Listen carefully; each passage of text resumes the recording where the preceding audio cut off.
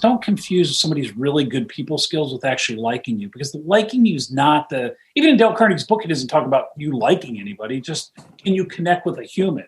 I can go to Starbucks, a barista at Starbucks, and have a good rapport going. It doesn't mean we have a relationship. That's the misnomer. And it's those two things that are with each other that you got to recognize. And then at some level, I gotta act like I understand or behave in a way that I understand. That's through my questions and things like that. That's why it's not about relationships. People confuse that. There will be people pissed off watching this. They go, it is about relationships. It's not. It's about rapport and credibility and understanding. Welcome to Sales Secrets with Brandon Bornancin. On the daily, Brandon shares new secrets to help maximize sales and make more money today. Never miss a show by hitting the subscribe button now. Hello and welcome to this episode of Sales Secrets from the Top 1%, where the world's best sales experts share their secrets to sales success. And I'm thrilled to have with me today Lance Tyson, local in the building right now. He's right next to me, but he's virtual. Lance is the current president and CEO of the Tyson Group, a professional training and coaching company designed to help sales leaders and their teams maximize sales. He's also the managing partner of Tyson Epley and the author of Selling is an Away Game. Bring up that book, Close Business and Compete in a Complex World. And it's awesome. He's also the author of Ignition Sales IQ, Driving Sales Confidence Through Uncertainty. He's got extensive sales experience, was the former SVP of Sales and CEO at Dale Carnegie Training of Ohio and Indiana. He's got over 20 years of sales and leadership experience. There's no one out there better in the game that knows sales, especially for sports teams and sports and a number of other industries. Lance, thanks for joining us today. I love it, Brandon. Thanks for having me aboard. And our relationship goes back to when you were pitching me. Yeah, that's how we first met. Have a product. Well, but you know what? You were memorable, and that's all I care about. Because then we started getting linked up. I go, I know him. I know that guy, and he's local. So thanks for having me on. No, it's great to have you. So you work with like every massive sports team in the world, it feels like. I'm excited to hear how the hell you even got into that and the background there. But why don't you give the audience a quick background on who you are, where you've worked, the ticket size, and the sales cycle of those places real quick so people know your experience. Yeah. You know, we have a big book of business in pro sports. You name the brand, whether you hate them or you love them, from in Ohio, like the Browns, to the Cowboys, to the New York Yankees, Fenway Sports Management. And in reality, I just literally got off an interview with the president and CEO of the Dallas Stars, Brad Alberts, and we were talking about what a shitty business to be in right now, sports and entertainment. It's almost like being in the restaurant business in New York City.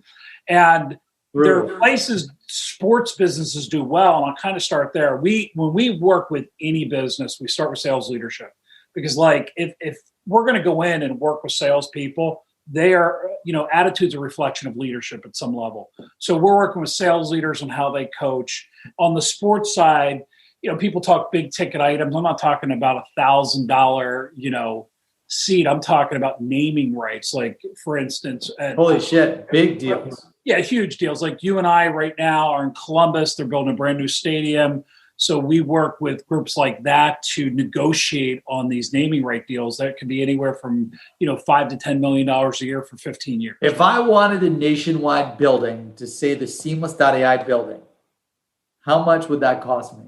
Well, like if you're looking at a full kit on something like that, that's a great question. You'd be in it for 15 years minimum. You'd be somewhere depending, an MLS team is not going to grab what an NFL team would be, but you could look at that. You'd be looking at a $10 to $15 million deal. I know an AHL team right now out west that's going to be it's going to be about a $15 million deal. It's about $2 or $3 million a year just on an AHL team. And that's and your name would be on the building. Yes. How much would it cost me to get the naming rights at Crew, the soccer team? I can't speak for them, and I don't know their exact numbers, nor would I be able to disclose it. Totally. I think you'd easy be at $2.5 to $3 million a year. Dude, how do you get So you're doing these massive, sorry to go off topic. Yeah, no. You're doing these massive, so you're not doing ticket sales, little sweet. No, we work with ticket sales teams, but you got to understand with the pro sports team, the big money is in media, naming rights, and suites. Just at the Cruise, you look at the Crew Stadium or even up at the Browns, you're looking at suites that are $100,000 a year for a minimum of 5 years. I mean, holy shit, it's expensive. And who the hell needs a suite at the end of the day? Nobody needs a suite. You have it. It's like belonging to a country club. Do you need to belong to the country club? No, you do it because you can. So there are big ticket hospitality items.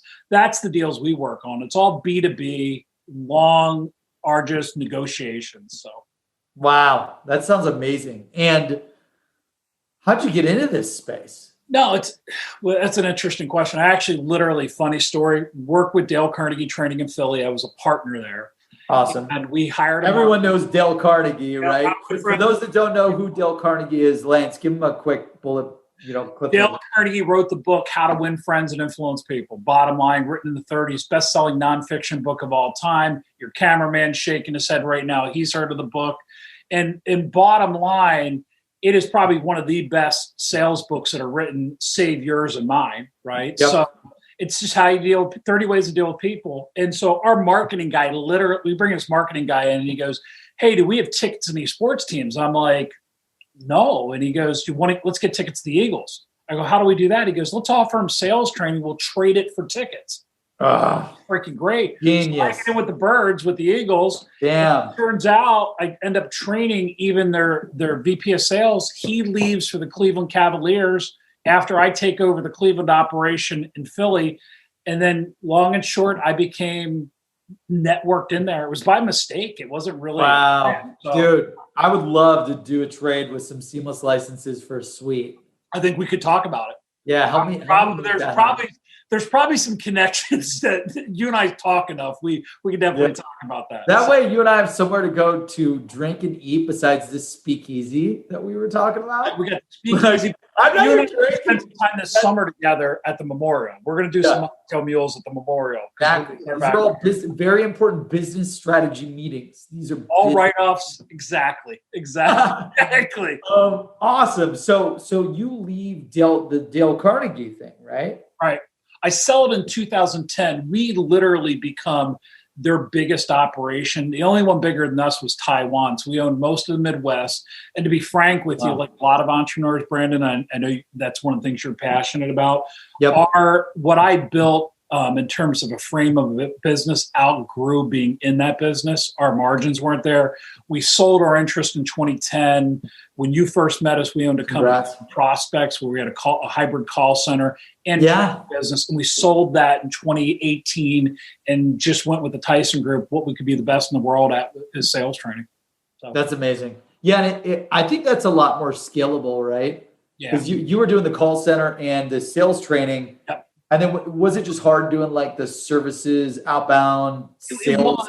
It was. My board came back to me, and you can appreciate that. I had a couple strong board members, and I've had a board for about 5 years. And they said, look, what can you be the best in the world at? And I know you're stubborn, Lance. Stop trying to sell us in the call center. Your margins just aren't there. The margins are in training and consulting.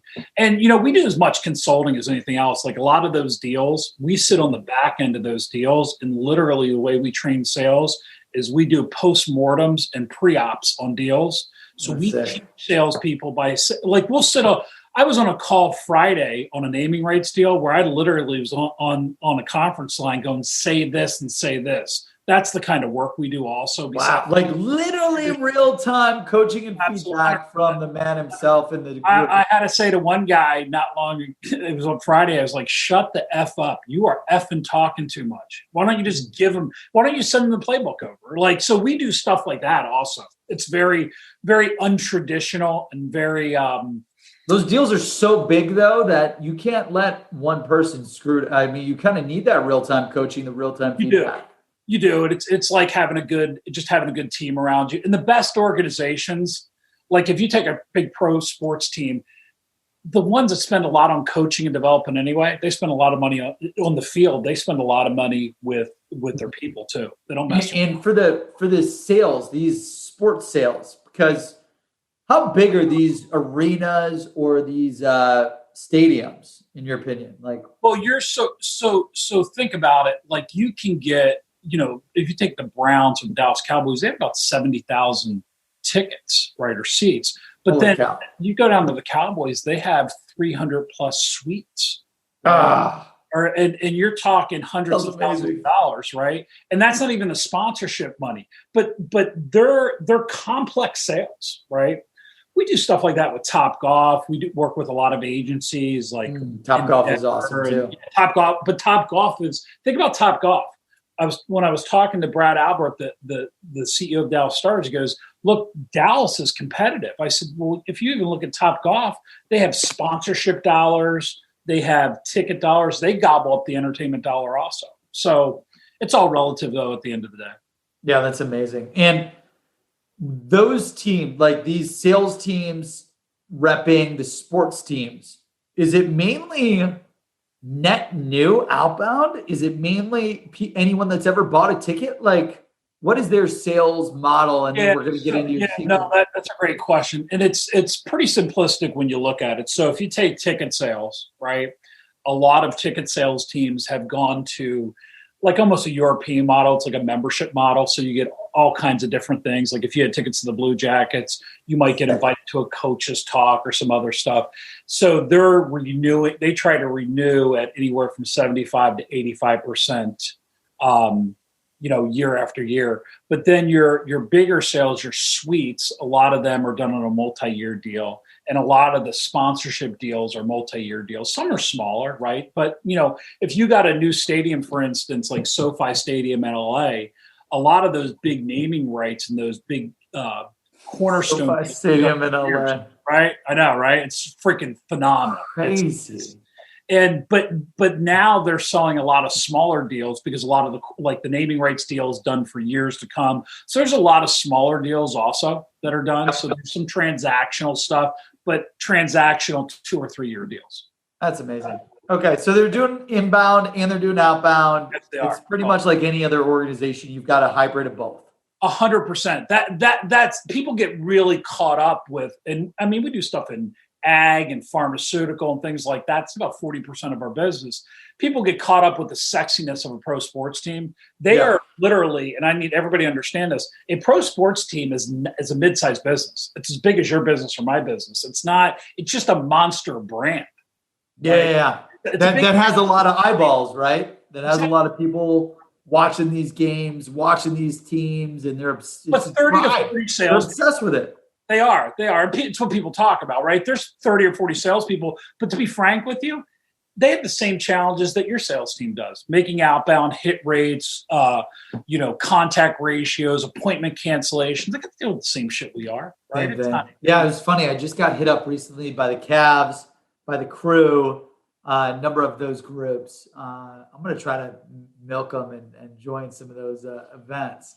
No, you should because you're the perfect candidate. And look, what kind of companies invest in sports and entertainment? Profitable companies. Yeah. Get the companies, and a lot of their sales are. The only problem with sports is it's a B2C sale and a B2B sale sometimes. Right? Yeah, it's a mix. So, it is a mix. So you have to have a team for both because it's hard. It's too hard for the salesperson to shift a gear B2B to B2C. Oh gosh, for sure. You're talking like a few packages of tickets versus the suite, the rights, the sponsorships. I totally get it. The only problem with that sale at the end of the day, think about it, and you'll appreciate this. They sell things people don't need. Nobody needs tickets, right? Nobody needs tickets. So you're literally trying to sell to the emotion. And then on the B2B side, there's some practical business reasons to move forward, but it's not an easy sale by any stretch. That's awesome. Well, Lance, you've worked with, thousands of salespeople at the largest sports teams. You've done sales and coaching and leadership with Dale Carnegie across a number of different states. If you had to go back in time to when, you lose everything, let's just say you lose your experience, your contacts, your Rolodex, everything, and you're starting from ground zero from the beginning, or go back in time however many years to right when you started your first sales career, what would be your number one sales secret? I think that's a great question. And I'm going to say something real paradoxical. I don't believe sales is about relationships. I believe it's about rapport. I think it's the biggest freaking mistake salespeople make because you weren't hired to be a professional visitor. And you don't do relationships. Relationships are outcomes. So my sales secret would be one triangle. And the triangle is equal out of triangle, three sides. One, you have to be credible. If you appear that you're wasting people's time and you're not trustworthy, it doesn't matter about the relationship. Two, it's about rapport. You can have rapport with somebody in 30 seconds or less, right? So it's not relationships. It's rapport, credibility, and understanding. That's my secret. All over. Okay. Credibility, rapport, and understanding. When you say, so how would we do that? How would we do each three of these? So credibility, rapport, understanding, triangle, it's just secret to building relationships. So you and I talked through credibility to start. How would I, if I just met you, build up the credibility? I would realize that when I was younger, that credibility, most salespeople destroy it because they waste people's time, right? And the most expensive piece of jewelry you wear is either a ring or a watch or both.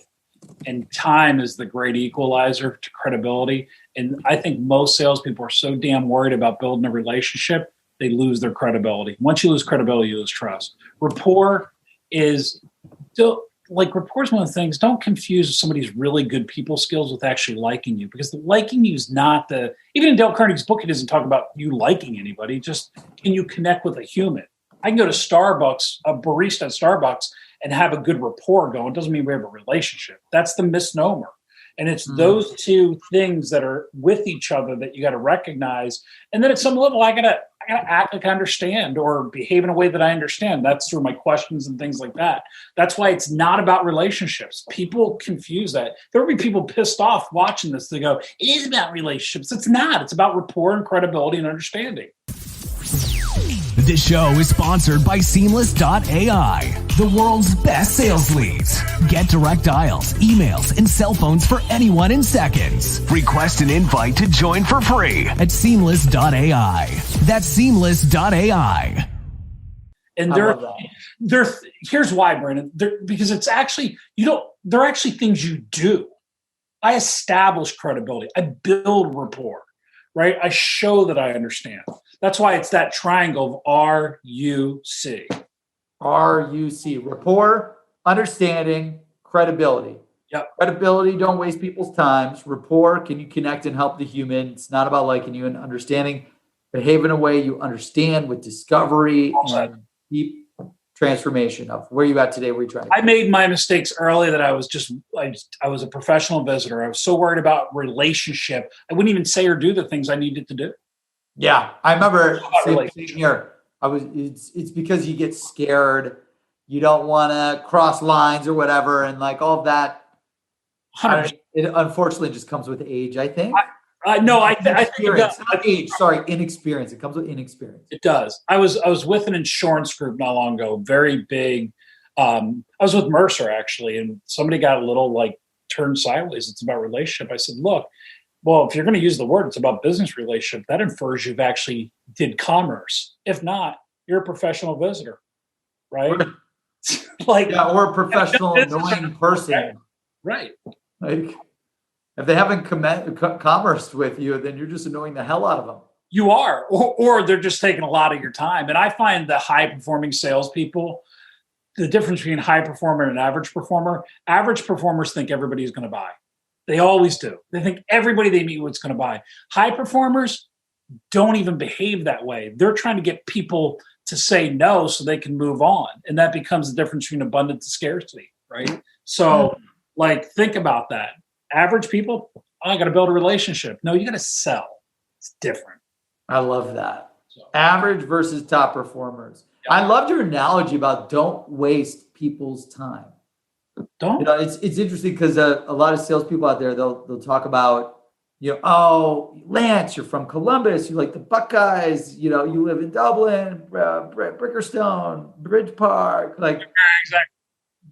Do you like the personal rapport building, or do you only want the account? Where can you take the Tyson group from where we're at today to where you want to go tomorrow? Or do you think it's a mix of all three? Well, I think it's a mix. I think you got to recognize. Look, bottom line. Here's the litmus test. If I'm meeting with you and trying to sell you something, or I believe you're an opportunity, and you and I are building rapport, and we're going back and having pleasantries. And by the way, pleasantries aren't even part of the sales process. There's parts of the world that people would get offended that you had pleasantries with them, right? So it's very North American to do that. I'm trying to get salespeople to recognize, is Brandon reciprocating, or is it just one-sided? So you got to be that agile to notice, because how many times, think about your career, how many times have you confused people doing business with you because they had good interpersonal skills? There's a lot of people who have great interpersonal skills that you thought you had something going on, you got shit going on, right? So if you're not recognizing that, and you're not agile enough, and you're not noticing that they're not asking you questions, then you're appearing that you're wasting your time, right? Because at the end of the day, the great equalizer across every time zone is this watch and this ring. This signifies commitment. This signifies time, right? And how much time's worth. And salespeople violate that principle constantly, and that's the biggest joke going. RUC, rapport. It's not about liking you. Can you connect and help a human? Understanding, behave in a way you understand with discovery and credibility. Don't waste people's time. Boom. I got three in there. You asked for one, but they go in a combo. It's the triangle. It is a triangle. Triangle of RUC. Rapport, understanding, and credibility. Don't ruck it up. Don't ruck it up. Don't ruck it up. Awesome. And then here we go. Guys, that's the quick top sales secret from one of the greatest in sales, Lance Tyson with the Tyson Group. We're going to go through rapid fire Q&A right now. So I'm going to throw out some questions. You throw whatever sticks out. Got it. What's your favorite habit? My favorite habit is literally meditating in the morning. And it's the last year. It's 100. And I haven't, I've never done it until this last year. Is my favorite habit. It has now become a habit. When I do it. What made you get into meditating? I took this year, and I knew I was going to be out of the house a lot, and our business was changing. So I wanted to develop a routine. I'm big on Tim Ferriss. All these so-called successful people talk about routines. I thought meditating was bullshit. I had monkey mind the whole time. And I just realized that it's all about just bringing it back and kind of being in the moment. I know it's cliche. It does it for me. It literally does it for me. And I've never been that person. 100 miles an hour all the time my whole life. Yeah. I heard it's life-changing. I've never done it. My wife, fiance, is building a meditation / Pilates studio in our house. I'm dying to, I can't wait to try it. Listen, your mind's like a bad neighborhood sometimes, and you got to evaluate the bad neighborhood. And that's all it is. Like, you're just talking to yourself. And listen, everybody has a different journey with it. That's the first thing comes to my mind. What's your favorite habit? What's your favorite app for meditation? I've tried two. I did Calm last year, and now I'm checking out Headspace. Right now, I'd give the edge to Calm, because I like the woman's voice better. It's more of a whisper, but that's just me. I wasn't sure if you'd say Calm because of LeBron James or not. No, I've listened to a couple of LeBron stuff talk. I can't get him out of my head, but it's literally because the gal who talks has a calming effect on me. The other two on the Headspace app, I'm not so much, but I like their soundscapes better though. They're better. And when you started it, did you do a certain hey, because I'm new to this thing and my brain is all over the place, did you start at, what was the buildup from being able to do this? It's kind of, and I'll be glad to share the hack. For me, I've determined that it's some kind of reflecting on things that are going well and whether that's grateful or not. Two, I literally do a scan of my body with a white light, which is weird, but I just kind of run it up and down my spine and things like that. And I get focused. And then I just think about what the best day looks like. What's the best day look like me, priorities and stuff like that. Damn, that's awesome. And then it takes about 10 minutes. I do this. It's the routine I'm in. It's a routine though. That is my. You have to just do it every day. And I get distracted. I'm all over the place with my list and stuff, but I've learned just to kind of bring it back. All right, settle down, chill. So that's awesome. A little self-soothing, a little. I totally broke the rules on rapid fire Q&A. Sorry, I apologize. What's your favorite book? I would say probably Man's Search for Meaning. It's probably my all-time favorite book. It's probably dude. deep one. Merkel or whatever, Frankel? Viktor Frankl. Yeah. I've read it. Earliest books I ever read. Man's Search for Meaning. So it's about the psychologist doctor, right? Yep. And concentration. German Nazi camp. Yep. Yeah. And the only people that really got out of that situation were the people that had some kind of purpose.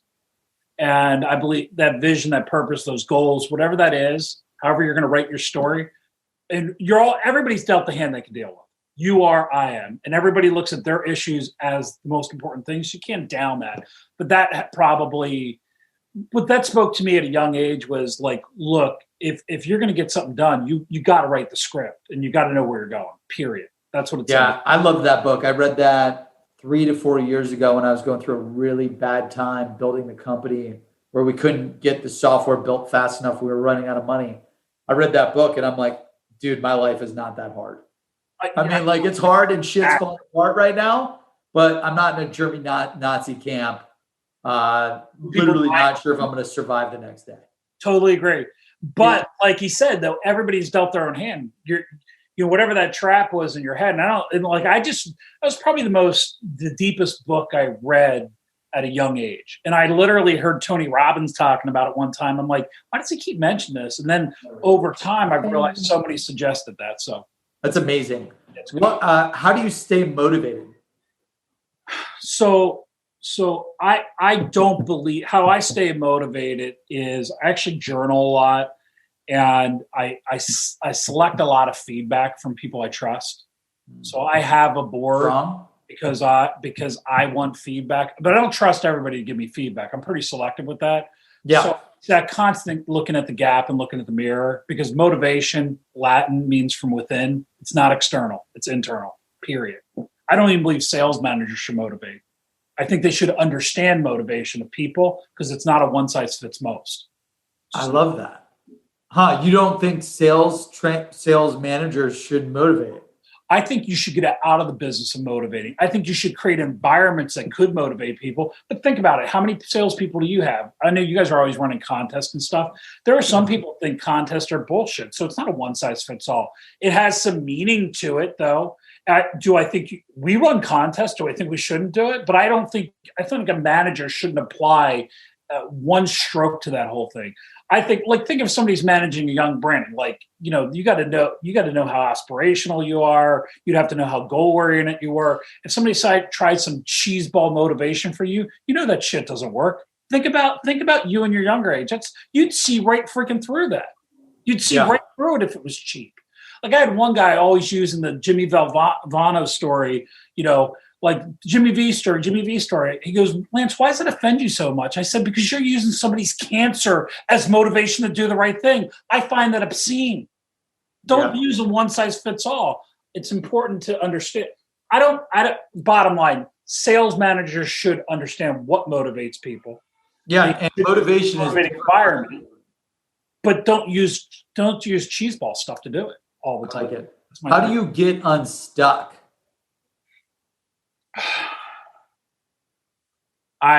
Usually my wife. Yeah. She calls my bullshit. That's great. I get unstuck because I get a lot of feedback from her, and she's always on me. Why are you settling for second? She'll be the one that says it. I remember the first time I was going to buy a really nice car, I was trying to convince her that I should have it. And she goes, what color did you pick? And I said, well, the blue one because it's a little bit cheaper. She goes, there you go, father of the bride. Pick the blue one. Why don't you go black? If you're going to do it, go all the way, right? Why don't you get the big one, the big high-end one, and go? And she's usually the one that does it for me because she's my voice of reason. But I solicit the feedback. And that's awesome. She's pushing you like, hey, don't lower your standards. Yeah, she knows exactly who I am. Like, if you're going to spend it, go spend it. Like, why are you asking for permission? You already made a decision. That's just who she is. I love that. That's awesome. What are you grateful for right now? Not to be a cliche, I just video. My company is run by extremely strong women. And somebody said that to me the other day. They said, well, you really did a good job with how many women work in your organization. No, I said, no, I've hired the best freaking people. And that group of women, today's International Women's Day, they got us through the pandemic because we could have failed. It was either fight or flight. Yeah. And I'm most grateful for those 4 women that run this company. That's amazing. And then last question, who are you following right now? I'm following Tim Ferriss. I follow Lewis Howes because I love how they both interview. I also love how Howard Stern interviews. He by far is the best interviewer in history because the way he asks questions. But really, I need to follow these guys. I'm always trying to skill up. Lewis Howes and Tim Ferriss. Tim Ferriss just did a great interview with Seth Godin. If you've ever listened to him, solid. Yeah. He just knocks it out of the park for me because it saves me. I don't read all the time. I want to read more and more. I write, so I want to read more. But their interviews just do it for me. And then I go back and look at their transcripts, and it just that doesn't. So the 2 big ones I follow. Nice. And I'm going to get a bonus one out of you. Guy too. Lewis Howes, the Columbus. Yeah. Guy. Yeah. Columbus played for the CFL, right? Yep. Yeah. Last bonus question: advice to your 20-year-old self. Calm the fuck down. Calm down, Lance. So everything had to have in that minute.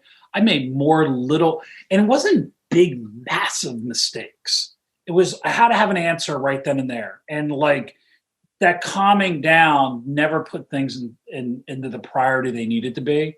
And I've made more little mistakes. And if you add those little mistakes up, they were the biggest F-ups. Calm down. Just run the 24-second clock at least. There's a clock. Just, you got time, run it out. I love that. All right, Lance, where can the audience follow you, connect with you, learn for you for more? Yeah, of course, follow me on Clubhouse, right? Lance Tyson Clubhouse. I'm on there a lot. LinkedIn, just connect with me there. And then Twitter at Lance Tyson. And we're putting a ton of great content out, as you do, my friend. You put great content out. And just follow us in there and send me a question if you have one. I'll answer it. Awesome. Well, hey, thank you so much for sharing everything you know today. Appreciate you. And audience, thank you for tuning in to Sales Secrets from the Top 1%, where the world's best sales experts share their secrets to sales success. We release new episodes on the daily, so make sure you hit that subscribe button right now where you can be alerted of new episodes every day they come out. And then lastly, stay tuned. Make sure you follow on LinkedIn, Spotify, iTunes, YouTube, everywhere where these are broadcasted. We love you. We appreciate you. Go make some more money today. Thank you for listening to Sales Secrets with Brandon Bornancin. If you enjoyed the show, please don't forget to hit that subscribe button right now so you never miss an episode that drops on the daily. Your success is our success.